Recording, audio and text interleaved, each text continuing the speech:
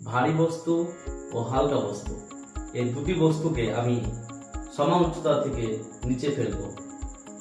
এক্ষেত্রে কোন বস্তুটি আগে নিচে পড়বে সেটার পিছনে আমরা সায়েন্স জানার চেষ্টা করব। চলো আগে আমরা দেখে নিই কিভাবে বস্তুটি নিচে পড়ে। তো তোমরা অবশ্যই দেখতে পেয়েছো যে ভারী বস্তুটি আগে নিচে পড়েছে। তো চলো এর পিছনে সায়েন্স কি আছে সেটা আমরা জানার চেষ্টা করি। আমি যে হাতে বক্সটি নিয়েছিলাম সে বক্সের ওজন ছিল 1 কেজি এবং যে পেপারটা হাতে নিয়েছিলাম তার ওজন ছিল 3 গ্রাম। তো এবার আমরা দেখে নিই যে কি কারণে ভারী বস্তুটি নিচে পড়েছিল। তো চলো জানার চেষ্টা করি।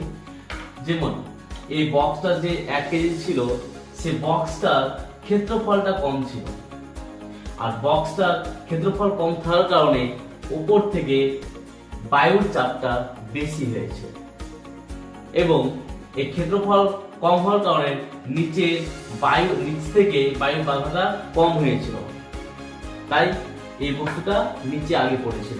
এবং দ্বিতীয় বস্তুর ক্ষেত্রে বলছি, যেমন এই পেপারটার ক্ষেত্রফলটা বেশি ছিল, ক্ষেত্রফলটা বেশি হওয়ার কারণে উপরে যে চাপটা থাকে সেই চাপটা কম ছিল এবং নিচের বায়ুর চাপটা বেশি হয়েছিল, বাধাটা বেশি হয়েছিল, নিচের বায়ুর বাধাটা বেশি হয়েছিল।